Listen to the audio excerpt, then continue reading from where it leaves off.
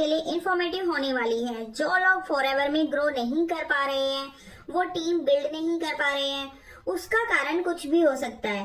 हो सकता है वो जिस सिस्टम के थ्रू काम कर रहे हो वो सिस्टम उनको समझ में नहीं आ रहा है, हो सकता है उनके अपलाइन उनको सही से सपोर्ट नहीं कर पा रहे हैं, या वो खुद ही एक्टिव नहीं है, या फिर टीम सपोर्ट नहीं कर पा रही है। तो वो अपने अपलाइन या स्पॉन्सर को कैसे चेंज कर सकते हैं। वीडियो अगर पसंद आए तो एक लाइक जरूर करिए। मेरे चैनल पर अगर पहली बार विजिट कर रहे हैं तो चैनल को सब्सक्राइब करना मत भूलिए, क्योंकि मैं फॉरएवर रिलेटेड ऑथेंटिक इन्फॉर्मेशन वाली वीडियो लाती रहती हूँ, तो सब्सक्राइब करना बनता है। तो चलिए फ्रेंड्स, वीडियो स्टार्ट करते हैं। तो फ्रेंड्स, शायद आपको पता हो कि फॉरएवर में आईडी सिर्फ एक बार बनती है। अगर आईडी बन गई, उस पर बिलिंग हो गई, तो अब आपकी आईडी दोबारा नहीं बन सकती। आपने जिस टीम को, जिस अपलाइन को ज्वाइन कर लिया, आपको उसी के साथ काम करना होगा। लेकिन अगर आप इस बिजनेस में ग्रो नहीं कर पा रहे हो, आपकी अपलाइन इनएक्टिव हो गए हैं, टीम का सपोर्ट नहीं मिल रहा है, तो कंपनी आपको एक चांस देती है कि आप रीस्पॉन्सिंग कर सकते हैं, बट उसमें कुछ टर्म्स एंड कंडीशन है। ऐसा नहीं है फ्रेंड्स कि आज आपकी आईडी बनी, आज आपने बिलिंग कर ली और नेक्स्ट मंथ आप अपना अपलाइन चेंज कर लो। ऐसा नहीं होता है। कुछ रूल्स और रेगुलेशन हैं जिसको आगे मैं अभी आपको बताऊंगी कि किस किस सिचुएशन में आप अपने अपलाइन चेंज कर सकते हैं और कब। तो फ्रेंड्स, यहाँ पे दो सिचुएशन बनती है। पहली, अगर आपने 2CC कर लिया है। दूसरी, अगर आपने 2CC नहीं किया है, मतलब अगर आपने 1500, 1800, 2000, 5000, 10,000 की बिलिंग की, यानी कि आप प्रेफर्ड कस्टमर ही हो अभी, तो दोनों सिचुएशन पे आप अलग अलग टाइम पर रिस्पॉन्सिंग कर सकते हो। अब सबसे पहले बात करते हैं, अगर आपने 2CC नहीं किया है, आपकी 1800, 2000, 5000 की बिलिंग हुई है, मतलब अभी आप प्रेफर्ड कस्टमर हो, तो आपकी जब से बिलिंग हुई है उससे लेके 6 मंथ तक आपको टोटली इनएक्टिव रहना है उस आईडी पे। इनएक्टिव होने का मतलब है कि आपको अपनी आईडी से आगे आने वाले 6 महीने तक कोई भी प्रोडक्ट परचेज नहीं करना है।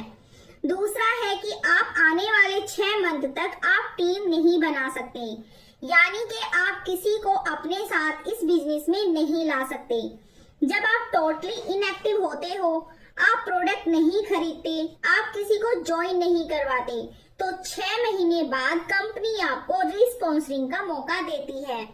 जैसे एग्जांपल से समझते हैं कि अगर आपने 30 मई को आईडी बनाई और उस पे कुछ बिलिंग कर ली, यानी आपने प्रेफर्ड कस्टमर से अपना बिजनेस स्टार्ट कर लिया, तो इस केस में आपको टोटली इनएक्टिव रहना है। अगर आपको अपना स्पॉन्सर चेंज करना है तो इसका मतलब है कि अब 30 नवंबर के बाद आपकी आईडी एलिजिबल होगी रिस्पॉन्सिंग के लिए। बट अगर मान लो आपने 30 मई को आईडी बनाई थी, बिलिंग किया था, और आगे चलकर 2 महीने बाद अगस्त में, सितंबर में आपने कोई प्रोडक्ट परचेज कर लिया अपनी आईडी पे, तो उस केस में आगे के 6 महीने तक आपको इनएक्टिव रहना होगा। मतलब अब जो आपकी लास्ट बिलिंग हुई है उससे लेके 6 महीने काउंट करती है कंपनी।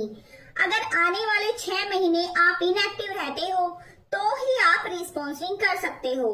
दूसरी सिचुएशन है कि अगर मान लो आपने वहां पर 2CC कर लिया है, तो अब इस केस में अब आपको 12 मंथ तक इनएक्टिव रहना होगा अपनी आईडी पे, तब जाके आप रिस्पॉन्सिंग कर सकते हो। इसका मतलब है सेम वही चीज कि आपको 12 मंथ तक अपनी आईडी से कोई भी प्रोडक्ट परचेज नहीं करना है और ना ही किसी को अपने साथ इस बिजनेस में ज्वाइन करवाना है।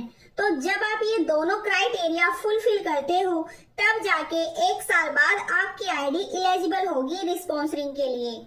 और अगर मान लो इस 1 साल के बीच में आपने कोई प्रोडक्ट परचेज कर लिया अपनी आईडी पे, तो उस डेट से आगे आने वाले 1 साल तक आपको इनएक्टिव रहना पड़ेगा। अब देखिए, मान लो आपने रिस्पॉन्सिंग कर लिया, तो अब इसके बाद होगा क्या?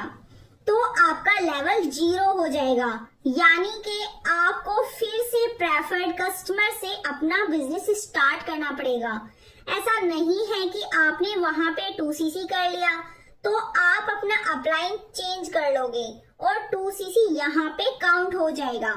आपको फिर से यहाँ से प्रेफर्ड कस्टमर या असिस्टेंट सुपरवाइजर से ज्वाइन करना होगा।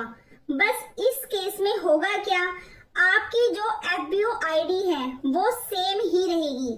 आपको न्यू आईडी क्रिएट करने की जरूरत नहीं है, क्योंकि दूसरी आईडी आप कभी भी बनाओगे तो वो इलीगल है कंपनी की नजर में। तो आप सिर्फ अपना अपलाइन चेंज कर सकते हो, बट आपका लेवल 0 हो जाएगा।